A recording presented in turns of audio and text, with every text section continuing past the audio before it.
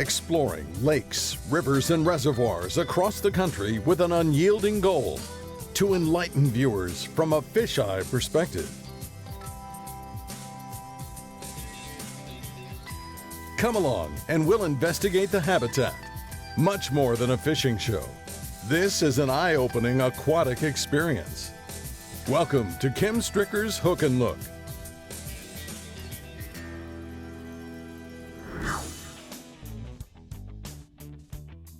Different depth, different clarity. Different vegetation, different forage. Different presentation, different result. Yes, it's the general makeup of each particular body of water that separates one from another. Yet, in addition to seasonal influence and current weather conditions, it's more often the dissimilar characteristics of a specific lake that dictate the positioning of the larger bass. Often the quality fish are loners, preferring their own company and not hanging with a group. For anglers, this conundrum presents an undertaking that's more often easier said than done. Bear in mind that bass are not always predictable. Don't make assumptions. Experiment presentations and seek a less apparent spot. In due course, you'll likely connect. That's what we're talking about right there. That is absolutely huge.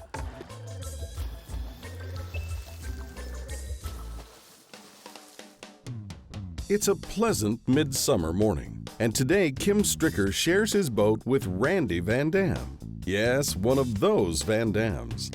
A family name which over the course of the past 2 decades has become synonymous with the sport of bass fishing. Randy happens to be big brother to legendary angler Kevin VanDam and father to recent Bassmaster Elite champion Jonathan. An accomplished stick himself, it's our guess that Randy has been unassumingly influential to both his family members' talent and careers. And today, Kim hopes that some of that magic wears off on him. You got bluegills suspended on that whole edge right down that weed line. You can see them. Yeah, and you know what? The bass aren't, we're not seeing the bass come up and popping them and stuff too, so that makes me think they're down in these weeds, you know, yet too, or we get it going here on some of these clumps and we might be able to flip some out of there.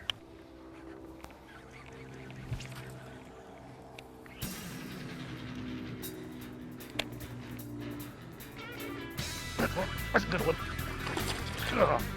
Get the net, Randy. I got the net, Kim. That one kind of surprised me. Woke you up? And he hit it just like we were saying on the initial fall when you throw it in the right hole. Yeah. It's a good fish. That's a decent fish, yeah. He doesn't know he's caught yet. No, you didn't give him time to wear himself out there, did you? He was right under the boat. That just goes to show you could fish right there too. Look at all the bluegills right here in the water. That's what they're looking at, I'm sure. Right in the roof of the mouth. Very nice. Big hooks get them, don't they? They don't want to come out. They don't want to come out. Didn't you have one in your hand last week that didn't want to come out? Yes, I did. That hack attack jig, that's one big hook, I'll tell you that. Well, these flipping hooks that he has that we're using. Right. Yeah. He had to perform one more time.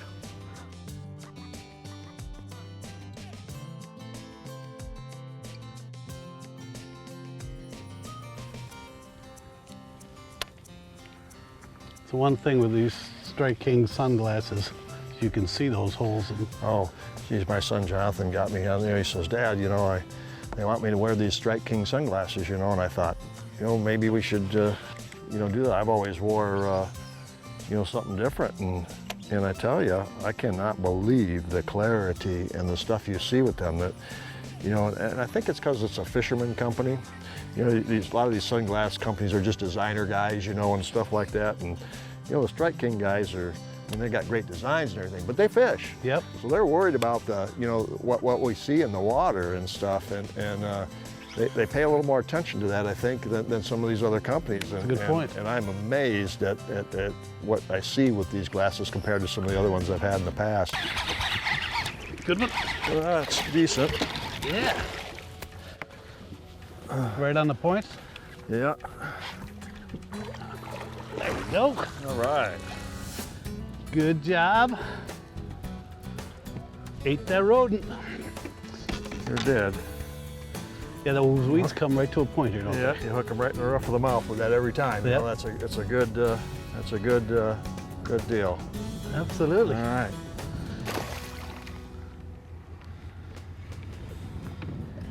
Now you personally, I mean, back when Kevin was in diapers practically, you and I were fishing the Federation and things Yeah. like that together, and I'll never forget that what you did, and we've discussed this before, you won the state championship, but you were like Columbus crossing the ocean. You crossed Saginaw Bay. Yeah. Back when boats weren't quite made to make those trips. They weren't made for it then, that's for sure. And you know, we look back at the time, you know, we thought we were going to the other side of the world. You know, I know, that's what we thought you did. It was My unheard gosh. of, you know, and you know, it was one of those things I just talked, you know, I talked about Kevin sometimes being able to do this or this. This is exactly what it was. I looked at the map and I said, you know what?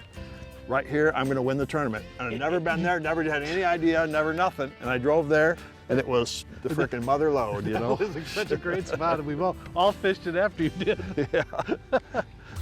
Kim and Randy discover another great spot when Hook and Look returns. Stay with us.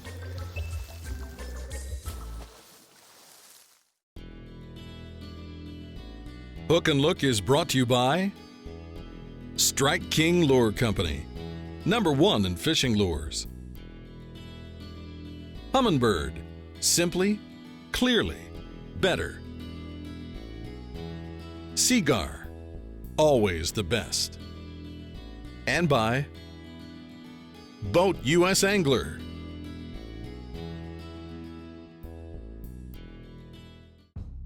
Welcome back to Hook and Look. Kim's guest, Randy VanDam, is pitching a Strike King rodent in the submerged grass.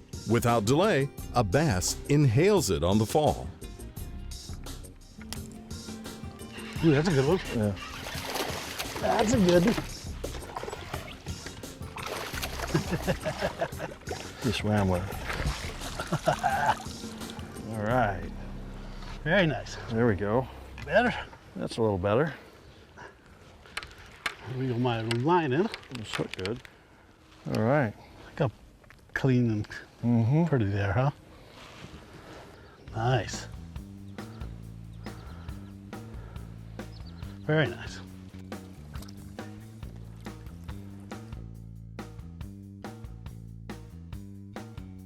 We're using a couple different rigs today. The one I've chosen here is a Strike King rodent. We're using it because it penetrates the weed beds real good and duplicates a crawfish or a bluegill falling through there quickly. I'm using a 1/2 ounce Strike King tungsten sinker here with a little bobber stop above it to hold it in place. We're chosen a silver one here to create a little extra flash when it's dropping through the weeds there so the fish react to it a little quicker. We're gonna put this rodent on here by rigging it Texas style and burying it so it's weedless. The Strike King heavy duty hook here. And we want it to hang basically straight so it falls straight through the weeds. We take that little peg sinker and bring it right up to the weight, and that'll keep the sinker from sliding and it'll fall right down into the vegetation where the fish can see it.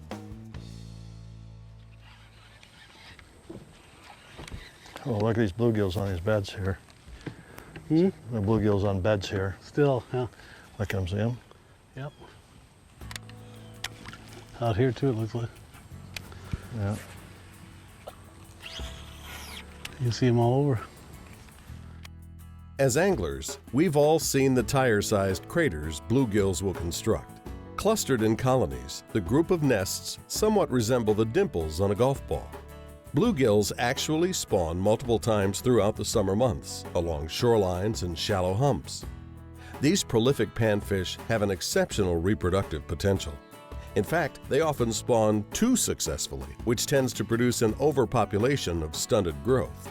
Each female bluegill is capable of depositing as many as 40,000 eggs that she distributes among several beds. With numbers of forage fish like this present in a relatively small area, and with the buffet continuing throughout the summer months, it's no wonder quality-sized largemouth bass position themselves in close proximity to bluegill bedding areas. Oh, big bass, big bass. He's gonna eat my bait. There he is, big fish, big fish. Peach, what Oh, that's a giant. Oh. On an ocho. Oh, look at the size of that toad right there. Oh my gosh. That is huge. Oh my gosh. That's what we're talking about right there. Absolutely huge. That's what we're talking about right there. Well, I stuck him good too. Oh gosh. I'm gonna help you hold it. Yeah, that is a big fish. Yeah, he wasn't coming off No. on the hook there. There you got him. You got him? Yeah, look at that beautiful, beautiful fish. That's a dandy. That right is there. a big. That's a big fish. There's a mouth in there. I put my whole fist inside there, no problem. You see all those bluegills out there? And that's a kind of a bluegill color Yeah, exactly. ocho. Well, that ocho's got flat sides on it, so it shimmies a lot more than some of those other baits like that. It's a killer. This is awesome. Obviously. Well, I'm I think you need to get another one of them. Yeah, Here, let me hold your pole and throw that out there while you're doing that.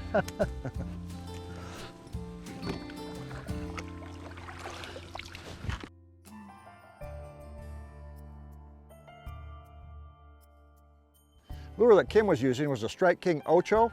We rigged it Texas and wacky style. I'm going to show you how to rig it Texas style. We put it in one end of the lure here. Rigged it Texas so the hook was kind of buried in there. And it's got flat sides on it, unlike a lot of other similar baits. It falls, it shimmies a little more than other kinds. There's a blue craw color we were using because over the top of the weeds, those bluegills were suspended over there, and it looks a lot like a bluegill shimmering kind of up there. It just kind of falls slow and shimmers down there. That presentation caught the biggest fish of the day. When presenting a weightless worm like the Ocho rig I'm using today, it's much more beneficial to team it with fluorocarbon line. And today I've chosen the very best, Seaguar Tatsu. Although monofilament line works fine in many situations, Tatsu fluorocarbon is more dense, which means it's heavier and will actually sink faster than mono.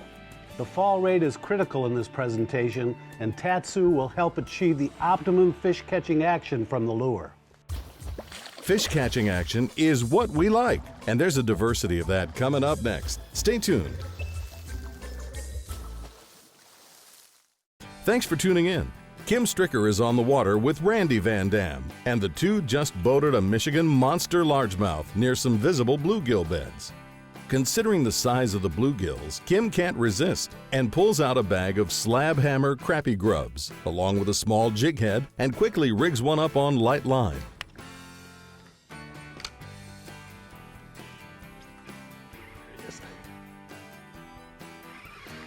Nice bluegill. Look at that. I'd love to have a half a dozen of these to go in my tank. I get just as much kick out of catching big gills as I do big largemouth, and these were nice bluegills. Look at the iridescent colors in this fish, just beautiful. The incredible amount of action from that rage tail on that slab hammer grub really entices panfish, and truthfully, it's hard to keep the largemouth off it as well. In addition to quality size bass and bluegill, this particular lake was stocked with rainbow trout as well. We first caught a glimpse of one as it rose to the surface over the deeper open water. Shortly thereafter, Randy hooked up with one outside the deep weed line. To my surprise, even trout will hit a Texas rigged rodent. As we maneuvered further over the open water, we were made aware of several suspended fish from the return on the Humminbird down imaging screen. By the size and position of the arcs, my assumption was that these were most likely more trout relating to the cooler temperatures of a thermocline over the deeper basin. From the sonar menu on the Humminbird 1198, I have the ability to increase or decrease the sonar sensitivity. As you'll notice, by increasing the sensitivity to 17, I'm able to easily distinguish the thermocline return, which appears to begin at a depth of approximately 12 feet. Since the density of water changes with its temperature, the sonar signal will reflect off the change in water density. Often, too, is the fact that the water clarity will gradually diminish below the thermocline from the presence of suspended particulates, and this return becomes quite apparent on the screen as well. In an effort to provide some underwater confirmation of the temperature variation, as well as reveal the identity of the suspended fish, Kim enters the water for a hook and look point of view. Are you getting some shots of that whale above you?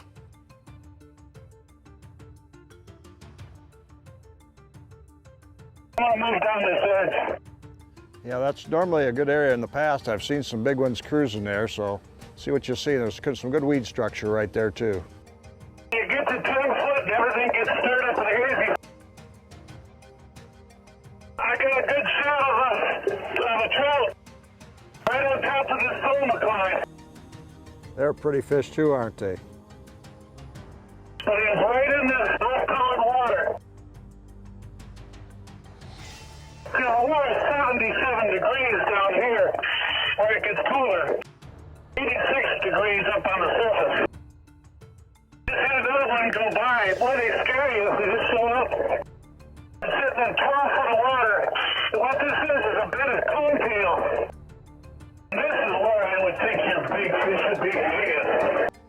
Boy, if the water's cooler there and you got good coontail, you sure would think there'd be some laying there. Nice, gorgeous green coontail. Just beautiful. The visibility down here where it gets cooler is definitely compromised. You can definitely see why on a hummingbird you see all that stuff when you turn the sensitivity up. Ground control to Major Kim. My report back to Topside was that, as we assumed, the majority of the suspended fish that became visible on our fish finder were indeed trout, which seemed to position themselves at or below the temperature change. In regards to the bass, what I did discover underwater was that they were relating to the deep coontail. However, for the most part, they were suspended over the grass, well above the temperature transition. Most fishermen's educated guess, including Randy's and myself, would be that the bass would likely be buried within the dense weed growth near the bottom in the cooler water this time of year. From what I could observe, that really wasn't the case. What all this means to us bass anglers is that we need to be aware of the bass's preferences and in tune with the stratification of the lake's water column. Remember, bass prefer to be near or above the thermocline, so direct your angling efforts accordingly. Don't go away. We'll continue to direct our efforts within the bass's strike zone right after these messages.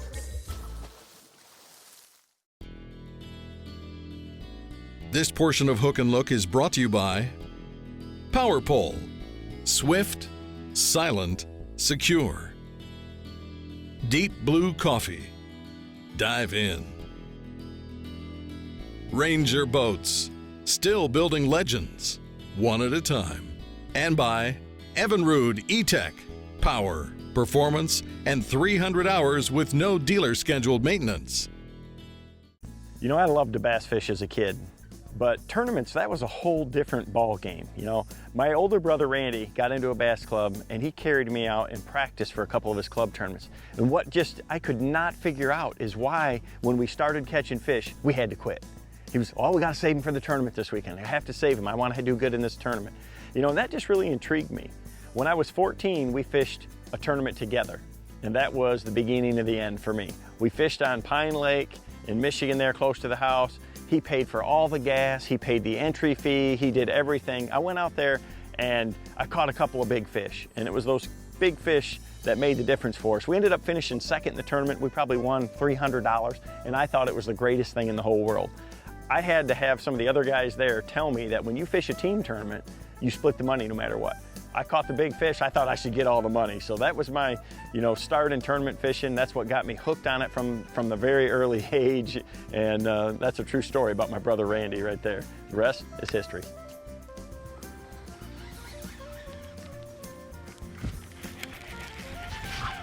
I think that's a good one. Yeah, it is. I got one too. Oh, mine's a little one.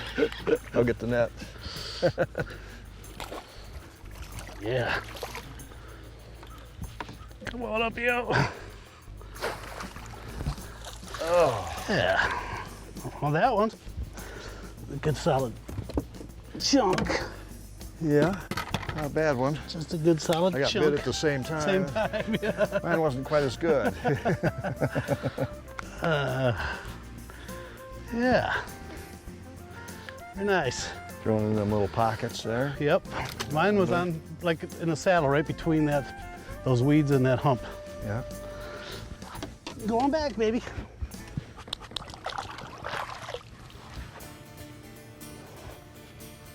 As in many lakes, the environment below the surface can be a cutthroat one, to say the very least.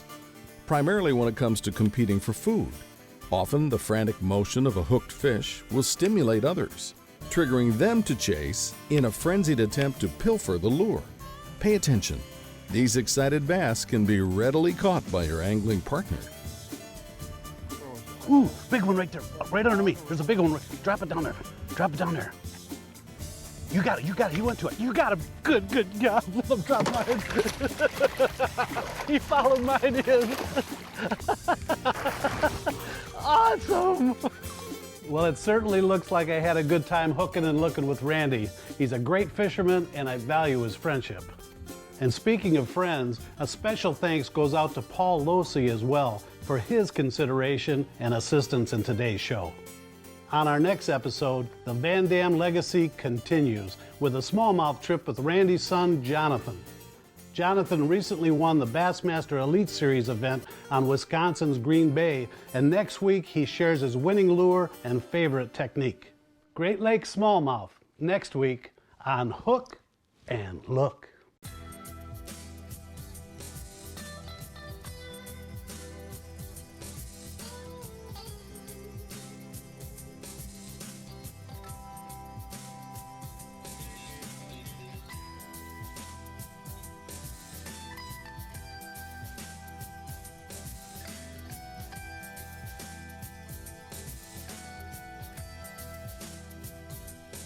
Hook and Look is a Kim Stricker production.